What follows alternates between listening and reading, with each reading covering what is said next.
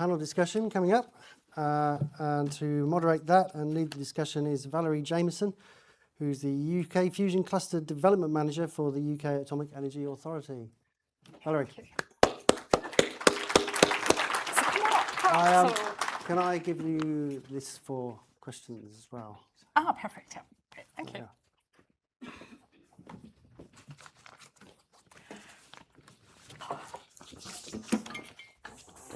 Well, welcome back to the stage. Itxaso, Helen, Mark and Lee. We've heard 4 excellent presentations from you covering different technologies. But rather than sort of revisit the technologies themselves, I'd just like to spend our next sort of half hour just exploring some of the industrial questions. Because fusion is often presented as a future energy, but I think for this room full of manufacturers, engineers and suppliers, the more immediate questions are around what capabilities need to be built today and where UK industry fits into the global fusion market. Now, I know the audience has been bursting to ask questions. Please do use Mentimeter. You can scan the QR code at the top there and ask questions, and they come through to my little iPad here, and we'll try and get through them as we, perhaps at the end, or maybe as we go along. Let's see how it all goes. Mark, if I could start with you and just the big picture, because earlier on we heard from traditional nuclear about the global opportunity. In fusion, we have 70 privately funded fusion companies around the world. They've attracted $17 billion worth of private investment. I think $2 billion in the past 6 months alone. There's no single program, lots of different technologies. From where you sit, what does the global fusion landscape look like, and what are the opportunities? Cool, thanks, Valerie. Yeah, it's huge. You've heard a few of us mention the trillions word. Yeah, this market is going to be worth absolutely trillions of dollars, billions of dollars. It's on a charge. You referenced the amount of investment to date. The predictions are as high as another 10 billion just this year in this next coming 12 months. So it's going to be huge. It's the biggest energy opportunity in history. So that's all you need to know. It's the biggest energy opportunity in history. Abundant, clean energy that's out of the lab, properly now into the engineering and construction phase. There's still hard science. There's still really hard science, but it's moving fast through engineering into construction. Deals being signed with tech hyperscalers. Hyperscalers, their valuations are extraordinary, but they're based on an assumption that there's available energy. And without that, then they have a problem. So and fusion is absolutely in the mix to be part of that solution. So it's one not to miss. There's the UBS released a report just this week. I think in fact it might even be today, saying you'd be crazy not to be invested in and engaged with the fusion sector because of the speed it's moving. And just final one, the capex investment, so investment in actual equipment, build, construction, hardware is rising exponentially. So there's just opportunities for, I think, everybody in this room. Thank you, Mark. So Itxaso, Mark's just painted a picture there about the global opportunity. Let's just sort of bring it back to the UK. You already told us about Ridgeway Machines, and it's a very inspiring story. But can we just dig into a bit more about what was so special about their capability? Because I think that's very relevant to the audience. We're talking about capabilities here rather than individual components necessarily. Yeah. So we came across Ridgeway Machines because their expertise in delivering precision winding machines had been spotted by CERN. CERN used one of the machines to make the magnets in CERN, and then that led to one of the biggest defense subcontractors in the US purchasing the machines to make the magnets for ITER. When they started building these machines, they could not see, or they had not foreseen, the opportunity that fusion and superconductivity would present. They were just good at what they did. They had extreme expertise in listening to what the customer needed and transferring their knowledge from other industries to new applications.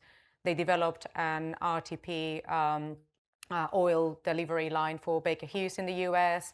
So basically, the expertise was in modularity, precision control, precision winding, precision manufacturing machines, and they were known for just doing a good job. Not the cheapest, not necessarily the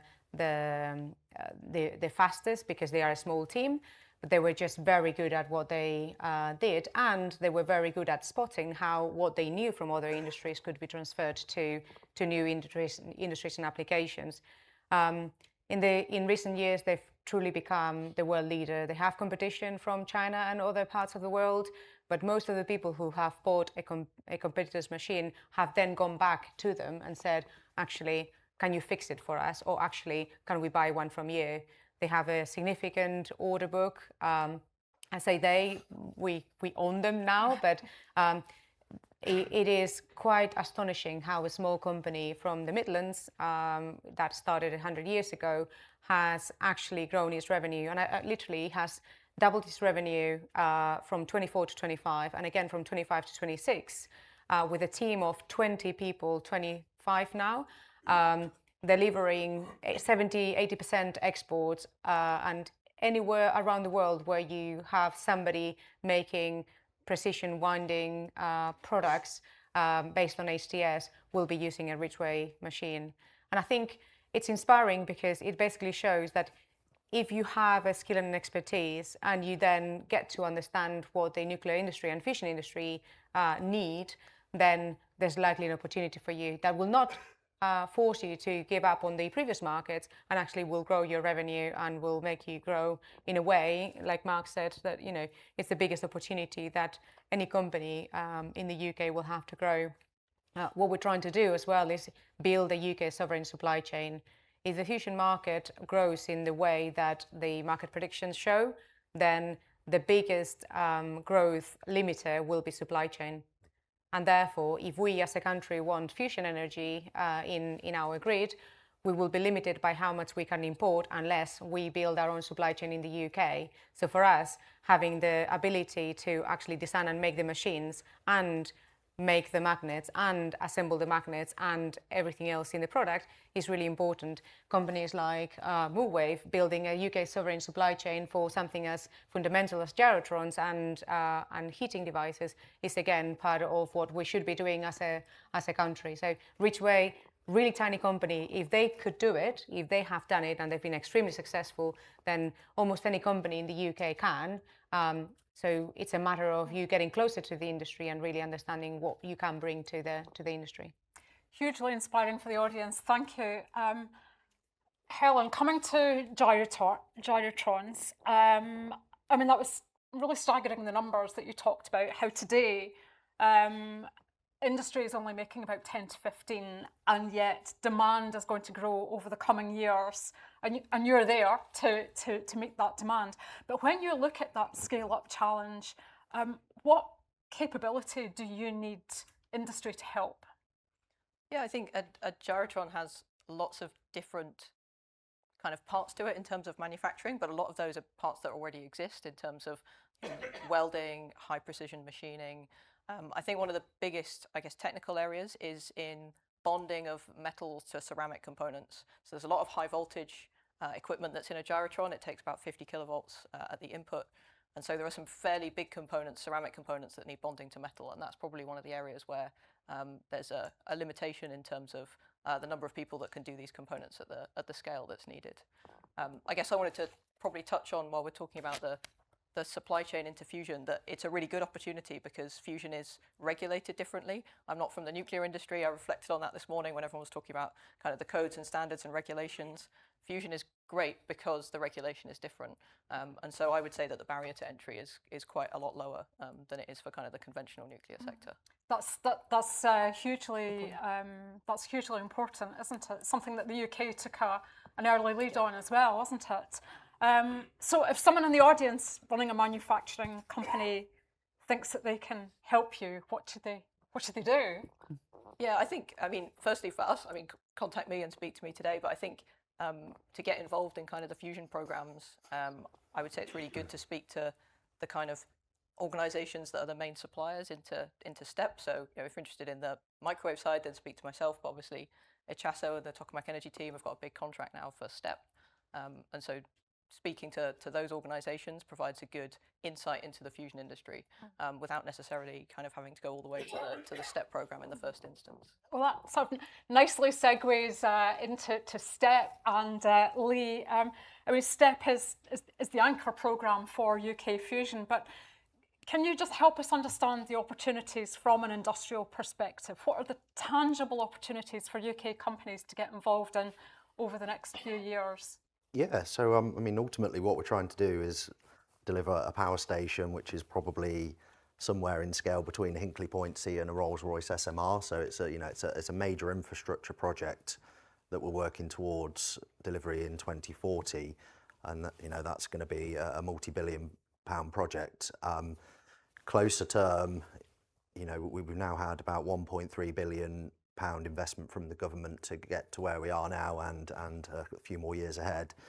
And tangible opportunities are coming out. We've just, as we've discussed, Tokamak Energy, £70 million contract for our magnet partner, £30 million contract placed for our Dassault systems, for our sort of digital PLM system, and there are at least another 4, 5, 6 strategic partner opportunities that are out in the market today for breeder blankets, test and validation.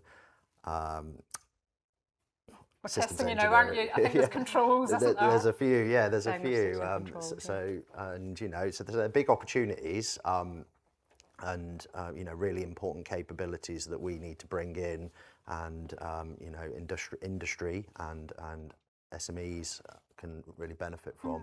So coming to SMEs, a lot of smaller companies may assume that these programmes, particularly with all the work that's involved in going through government procurement processes, they might assume that these programmes are only for the major primes. What is your message to SMEs who are sitting in the audience here? We need to innovate massively in many systems, many materials, many different applications, and SMEs are really where innovation happens. Met a few already today and spoke to them, and we're always open to discussing and learning from SMEs and their emerging technologies, and we are active in many contracts with SMEs on developing early stage technologies for the specific challenges we have, a bit like the example that I showed on our sort of shielding, but there's so many challenges we have and need help.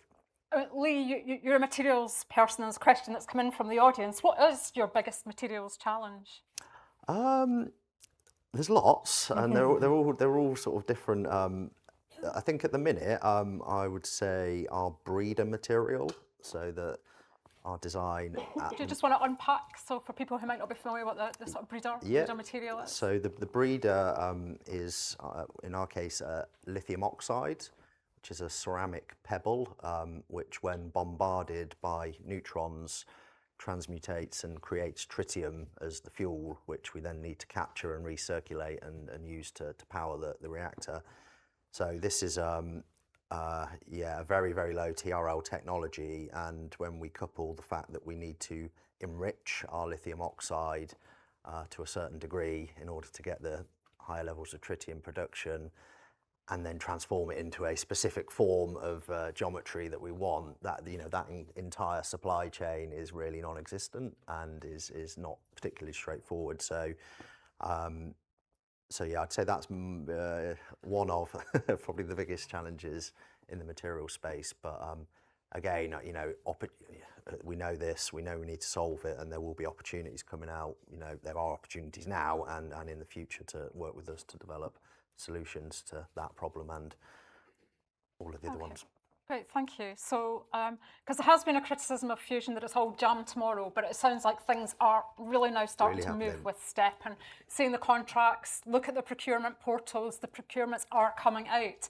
A sort of question for all of you, and I'd like to start with you, Helen. So someone sitting in the audience here might think, yeah, this all sounds interesting, you've talked about the opportunity, but I'm going to wait until the market's proven. Is that a sensible strategy, or by then do you think it's too late? What's your perspective? I think it's a market to move into now. I think the funding that's come into fusion over the last kind of 3 to 5 years is huge, and that funding has got a lot of private fusion companies to the point where they've got funding to build a power plant.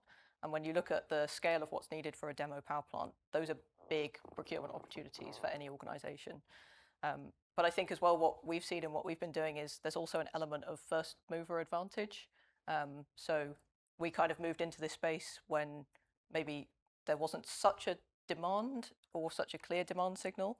And we've definitely seen that kind of being the first there has got us a lot of orders that's potentially then put off other people from then coming to compete in that market. So I think there's a real advantage to kind of getting in there early. And that also allows you to kind of co-develop as well, rather than kind of having to have your products ready. While the fusion developers are developing their systems, you can get a chance to kind of have an input into what they're doing as well. Yeah, Lee, what's your perspective on this? Because at STEP, you very much do procure for capability, don't you, rather than components, which I know can frustrate suppliers. Yeah, so, you know, the opportunity is here now. So as an organisation, if opportunities are present, then I think, you know, why not? And I think the example, like you don't necessarily have to translate your whole business to fusion. There's an interesting example actually. I'm actually quite a local lad, and when I started my career at Dunlop Aerospace Braking Systems in Coventry City, they had a chemical vapour deposition technology which they use for aircraft wheels and brakes. And in the 1980s, Jet had a carbon fibre first wall. And I only found out a couple of years ago that Dunlop Aerospace did the CVD carbon deposition for the Jet first wall. That's a multinational aerospace business. I was working there when they were probably doing it, and I didn't even realise, you know, a small part of their business diverted, or that technology diverted to a fusion application.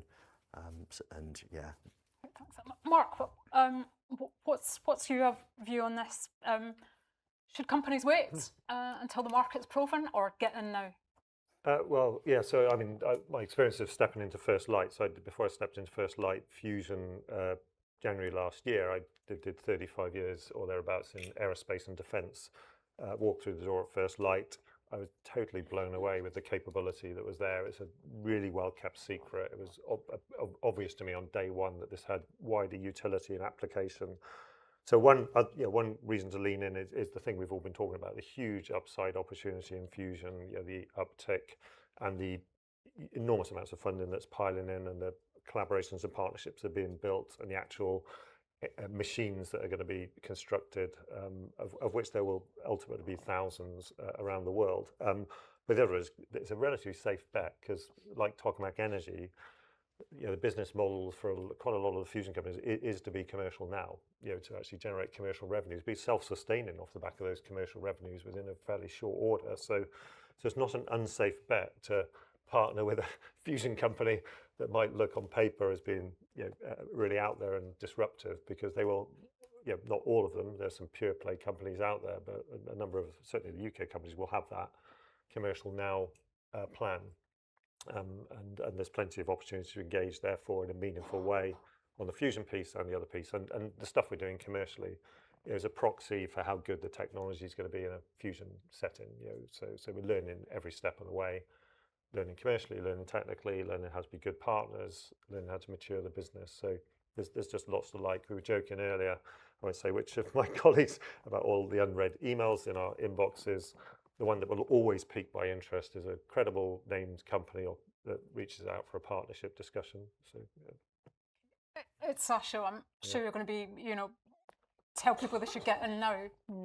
Yes, absolutely. I think it's a reflection. So Tokamak Energy is about 300 people. So we just crossed the barrier of 250 people for SMEs. But the reality is the magnet side, or the TE magnetic side of the business that has got the 70 million contract, is probably more like 100 people in total. So a really small company getting a 70 million contract that actually allows us to develop manufacturing methods, purchase tooling, build testing facilities on behalf of STEP, with very low risk or very small risk in comparison to some of the other endeavors that we could have got ourselves into.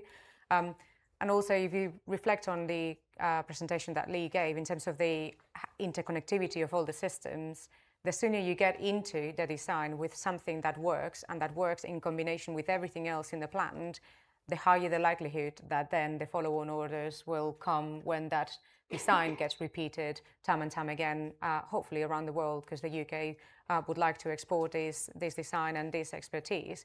So getting into a contract like the one in STEP, that is a project that is trying to build a supply chain in the UK with relatively low risk to develop a product that actually could then be embedded into something that gets exported time and time again around the world, is really not a high-risk strategy.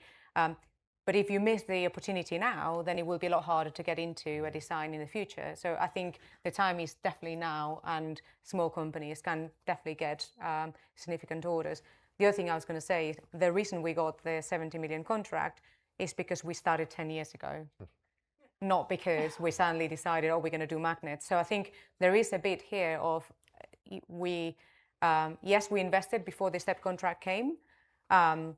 Maybe other companies don't need to invest as much because we started from scratch. You have capabilities that are coming from other applications, other industries that you can read across. If you want to learn how to develop your expertise or skills into a fusion product, then STEP is a good contract because they pay for that development of the supply chain and the expertise. So then you will have another tool, another product that you can sell and you can export. And we are exporting internationally in fusion magnet space to other fusion companies around the world, as I'm sure Helen will do in the future for gyrotron. So again, low risk and potentially really high benefit opportunity if you start now. Fantastic to hear about those exports. A question that's come in from the audience: who's your main competitor and why do you think you're better? In HCS magnet technology, our biggest competitor is probably CFS, Commonwealth Fusion Systems in the US. They have developed HCS magnets probably more recently than us, but their design is very different. The way they manufacture the magnets is very different. So we make modular magnets in a way that you can develop different sections and then join them together. Now, joining technology is basically second to none. The way they design their magnets, once it's all intrinsically linked, so once you've designed it, if it fails, you basically pretty much need to start redesigning from scratch.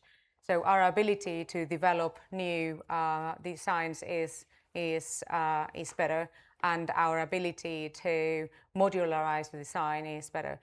The other thing that is a lot better for us is the way they manufacture the magnets is not scalable down, so they can make really good big magnets, worse than ours, I'm pretty sure of that, but also they cannot make smaller products. So all the applications that we spoke about in terms of NMR, MRI, all of those applications require much smaller magnets, and the manufacturing method is not scalable down. But they're focused vertically, they just want to make the best fusion magnets. So they are a competition in fusion, but not in some of the other markets. And I'm convinced at some point when Spark runs, Spark is the fusion intermediate device, we will see how the HCS magnets perform, and there'll probably be a few iterations that they will struggle to perform. So one of the things that we have in our magnets technologically is our magnets can ramp up and down really, really quickly. So you can energize them to create a magnetic field really quickly and energize them down.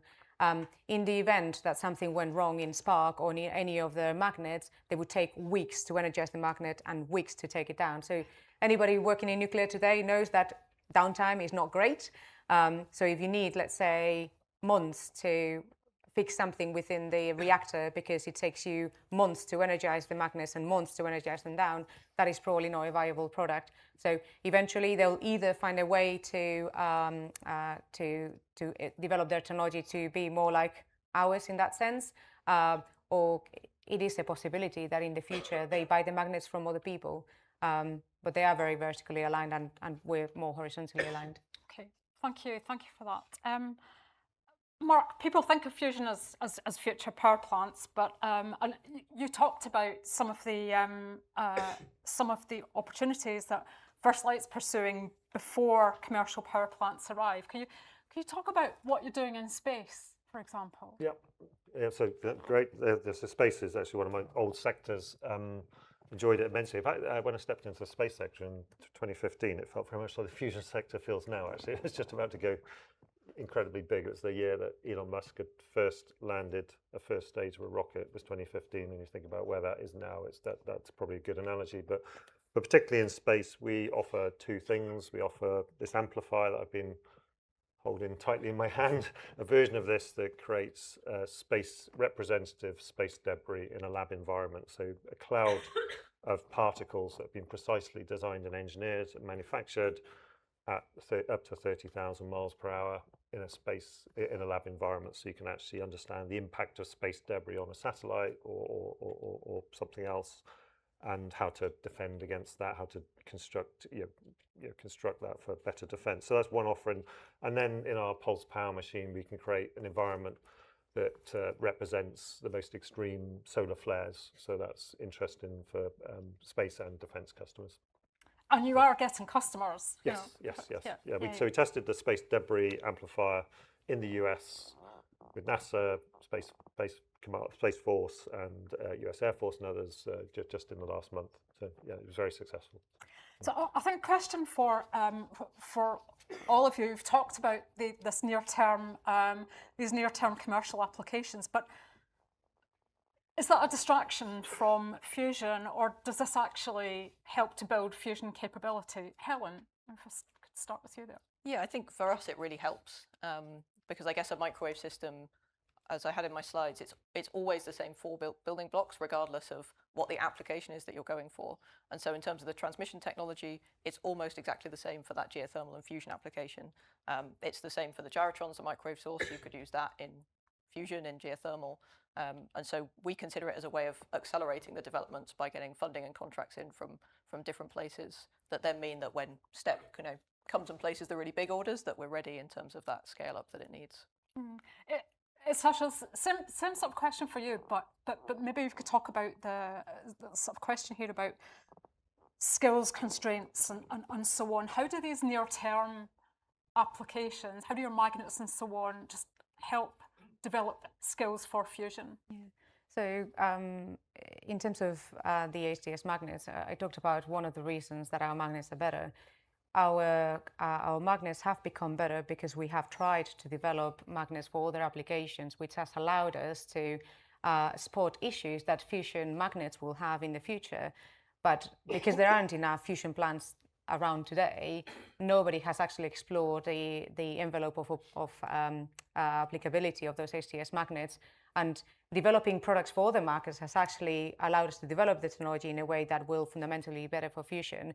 And it has also attracted a lot of really clever people who maybe had a view to enter a different kind of industry as experts, but didn't want to wait until the perceived kind of eternal decade away that fusion is in. So we are developing cryogenic expertise, we are developing power electronics expertise. I've been talking to a couple of companies here today saying, if you don't have your power electronics tested at cryogenic temperatures, please start characterizing them today because fusion will need them. So we're basically pushing the boundaries of what fusion will need in the future just by trying to develop these applications in the shorter term. Okay, thank you. We're coming towards the end of our time, but Mark, maybe I could ask you this question that's come in from the audience. So earlier this morning, we heard that the market for fission technology across civil and defence is going to be 1 trillion. Can you quantify the global market opportunity for fusion? Well, I think we generally believe it's several trillion. It's going to be bigger than fission, and once we get those, so we're basically going to see first-of-a-kind reactors fielded, and they're very much prototypes. They're not representative of, as Itxaso said, of what you then need to do to scale that up and deploy it en masse. So we're going to go on another journey beyond that. But once you get to your first scalable production power plant, there really is no limit. I mean, you think about how many coal power plants there still are in the world. I mean, this is the obvious solution to that problem, and the tech hyperscale. So the tech hyperscalers are just driving this market. It's about energy security, obviously, but they particularly are behind that big charge. So. Okay, so one quick fire final question, because we've come towards the end of our time. So hopefully we've inspired the audience. And what should someone who is inspired and is going to work tomorrow, what's the one thing they should do next if they want to become part of the fusion economy? Quick fire answers. Helen, I'll start with you. I would say, yeah, fire an email to one of us. We've got insights into the fusion supply chain, and we can point you towards where good opportunities are, or even working with one of us. Like, we've all clearly said that there's manufacturing challenges in what we're doing. So I think that's, if you don't have insight into the fusion industry, we can bring that. Itxaso, quick fire answer. I would suggest that there is a lot of literature and reports and studies that you could use to inform yourselves, but actually there are similar conferences to this centered around fusion, which are quite informative, and in a day you could probably get to understand and know all the players in fusion, all the opportunities that your company could access, and there's a few in the year. There's one later on in this autumn in the UK. But yeah, join one of those conferences, you'll know all the players, and email us, yes. Lee, quick fire answer. So come and visit our stand. We've got our excellent comms team outside with some robots, so you can learn more there. Go on to the procurement portal, lots of current opportunities and many more to come out in future. And next week there is a supplier event, or across 2 days, I believe, in workshops. So again, have a chat to the team if you're interested in attending and learning more about the opportunities. So go to the stand and sign up for future events. Go to the stand, Mark, first and foremost. Yeah. You've got to speak to Valerie. Valerie, yes, I would say yes, of course. Join the Fusion Fusion Cluster. It's easy, free to do. Go to thefusioncluster.com and there's a big pink Join Us button. So thank you for that plug there. So we have come to the end of our time, but what I've heard today is that fusion's industrial future won't be built by fusion companies alone. It's going to be built by all of you here, the sort of manufacturers, materials specialists, precision engineers, technology developers, supply chain companies, and people that are choosing to develop that capability now. And it's the journey that matters as much as the final destination. We have come to the end of our time. It's lunchtime, but please join me in thanking our wonderful panellists again. Thank you very much.